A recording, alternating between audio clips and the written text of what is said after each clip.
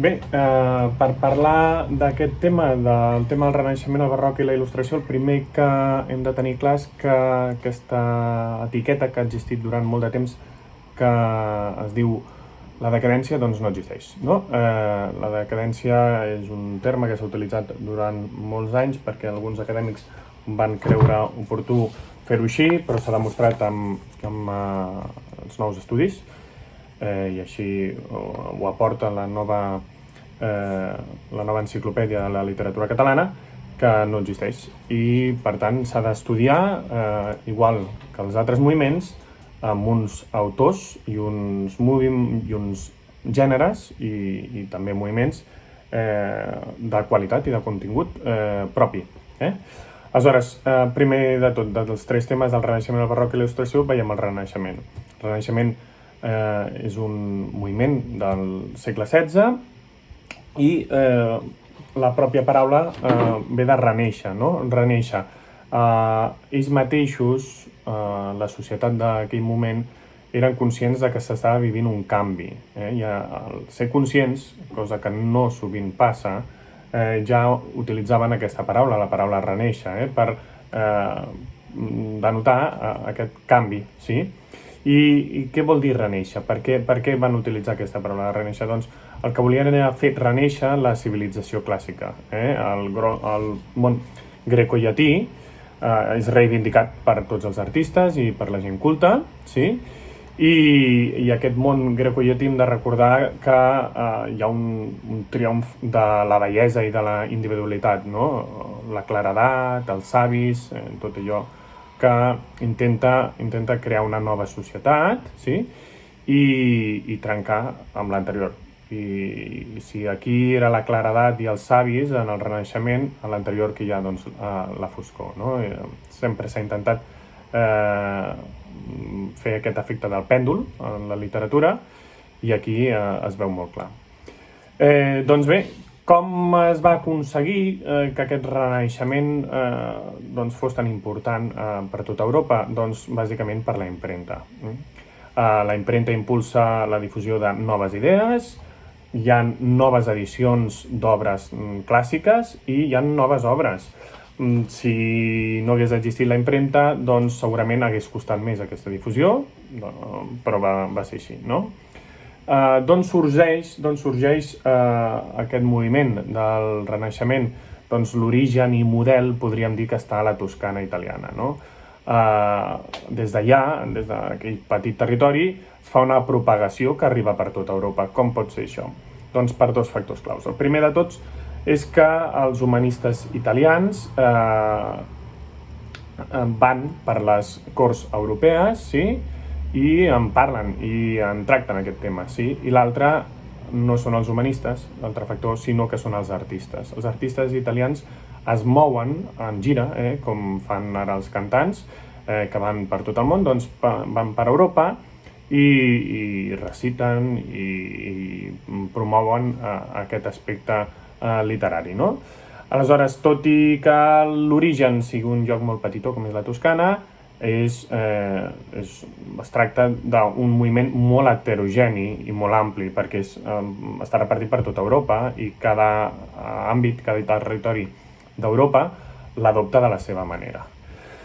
Aleshores, quina és la base d'aquest moviment del Renaixement? Doncs els clàssics. Evidentment, si es tracta de fer renéixer la civilització clàssica, la base són els clàssics. I els clàssics en quin sentit? Doncs es busca un refinament gramatical i estilístic a l'hora d'escriure.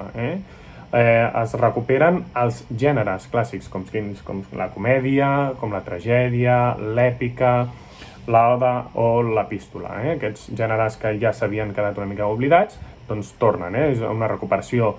També es recuperen temes com l'amor o l'amor platònic, que havien estat deixats de banda.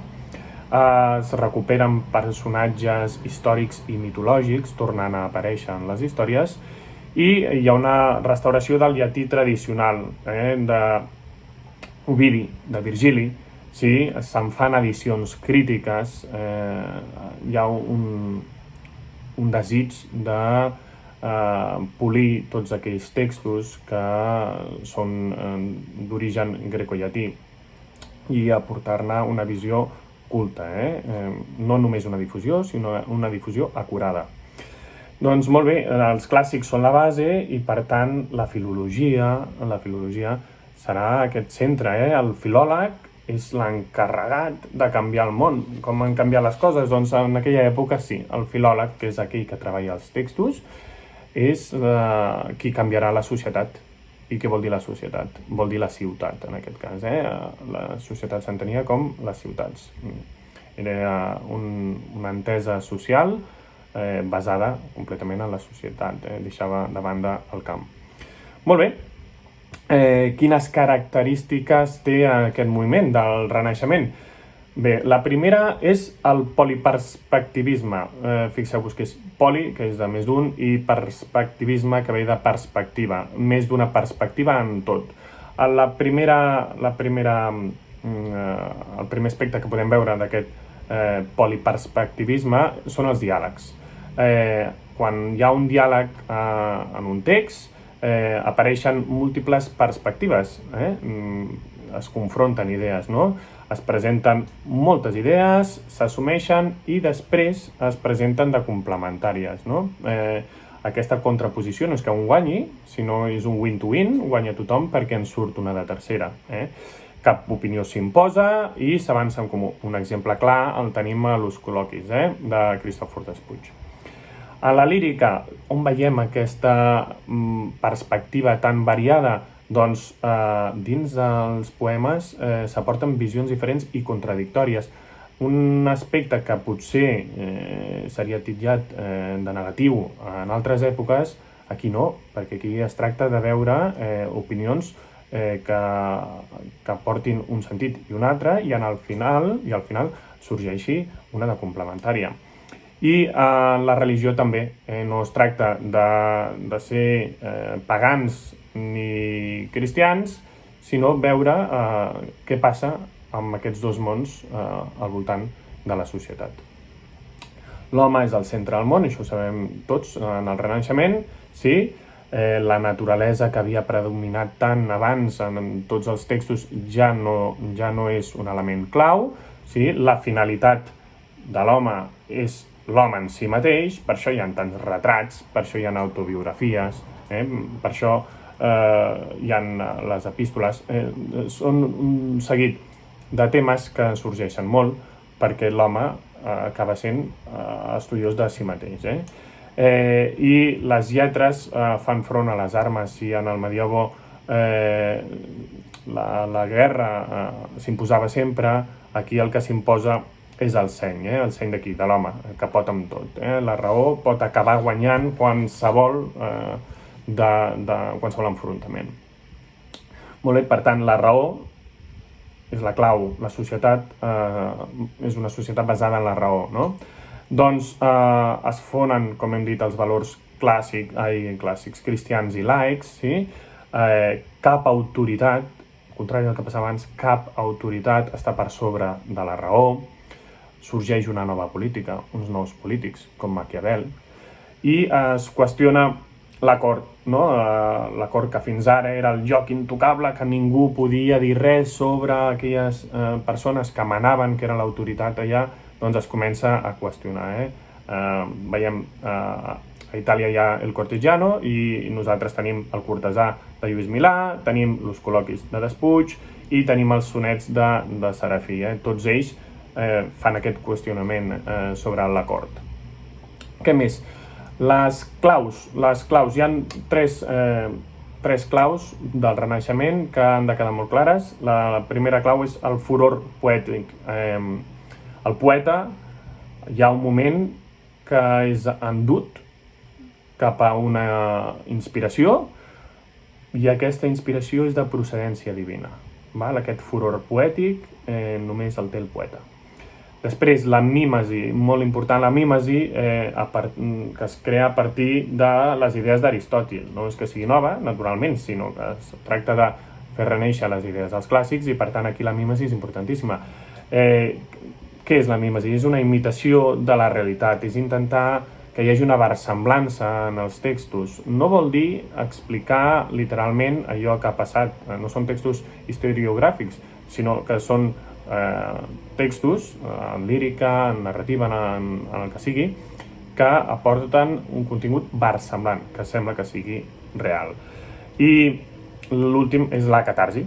Gràcies a la mímesi, gràcies a aquesta versemblança que hi ha dins de l'obra, l'espectador que està llegint o que està veient l'obra sent una emoció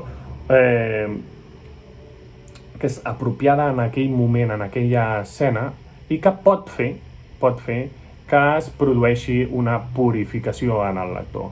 És a dir, es trasllada aquell moment d'emoció sentimental, de canvi dins de l'obra, en l'espectador, que és qui acaba purificant-se. Molt bé, aquests 3 aspectes claus del Renaixement. I com se'n fa difusió en l'àmbit català? Havíem dit que la decadència no existeix perquè durant molt de temps es va pensar que precisament no hi havia autors que seguien aquest moviment amb prou qualitat. Està vist que no. Doncs, per exemple, el primer en assimilar aquest corrent europeu és Joan Ferrandis d'Heredia, bàsicament fa lírica, sí? I tenim la Besita, que és una comèdia seva, és el primer en assimilar aquest nou corrent. I tot i que hi ha molts impediments político-socials que intenten impedir doncs, que això tiri endavant, s'assoleix que aquí a Catalunya també hi hagi aquest poliperspectivisme i aquesta autodeterminació del món, no? Molt bé, veurem ara el teatre, veurem la lírica, la narrativa i finalment 2 autors. El primer d'ells és el teatre. En el teatre es redescobreixen els clàssics, no? Estem dient que es tracta de fer reneixer aquest món clàssic, doncs es redescobreixen els clàssics. I per tant això aporta nous conceptes a la societat, amb una nova teoria, uns nous gèneres i uns nous espais, com poden ser les corts europees. A les corts europees s'hi representa aquestes obres. Apareixen 3 models clàssics que estaven una miqueta abandonats, com són la comèdia, la tragèdia i l'ègloga. Recordem l'ègloga, que és un ambient bucòlic.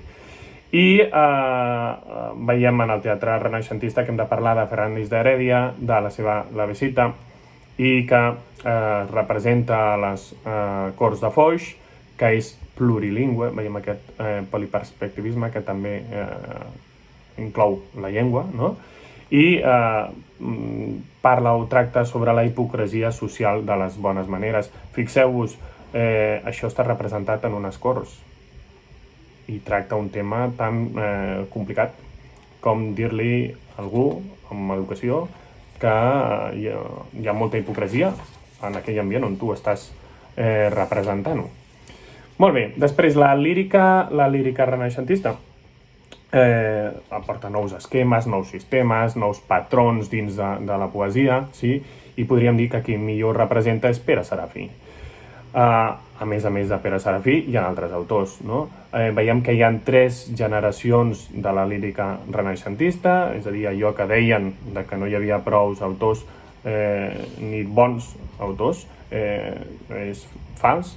D'autors en va haver-hi molts i de bons també, no? Tenim a Joan Boscà, Joan Ferrandis i Lluís Milà, tots ells d'una generació, Pere Serafí, que és de la generació següent, i Joan Timoneda i Joan Pujol. Imagineu-vos 3 generacions que aporten contingut de qualitat d'un moviment, no? Què més? A part dels clàssics, hi ha un fenomen que és l'ausiasmarquisme. Què és l'ausiasmarquisme? Ausiàs March no és un autor grecollatí, és un autor medieval, però és llegit com un clàssic més i per tant influencia i molt, sí, els autors d'aquesta època. Quines característiques podem dir que té aquesta lírica renaixentista?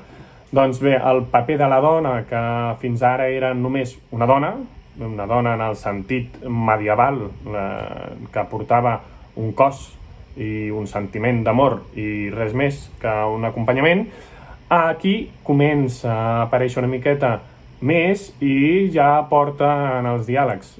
Per tant, no és un ambient feminista, naturalment, però sí que podem veure un petit pas cap endavant, no? En el sentit de la dona. Se li dona molta importància a la quotidianitat, un sentit de bellesa en allò que és quotidià, sí? S'inclouen refranys, tornades, un ambient més de folklore, s'introdueixen a dins de les obres, i també hi ha una mètrica nova, hi ha els decasíl·labs, els endecasíl·labs i els sonets que donaran aquesta forma estilística una miqueta diferent al que hi havia fins aleshores. Això per la lírica renaixentista. La narrativa renaixentista també n'hi va haver, sí? Quins gèneres podem trobar i quins autors, si els intentem unir.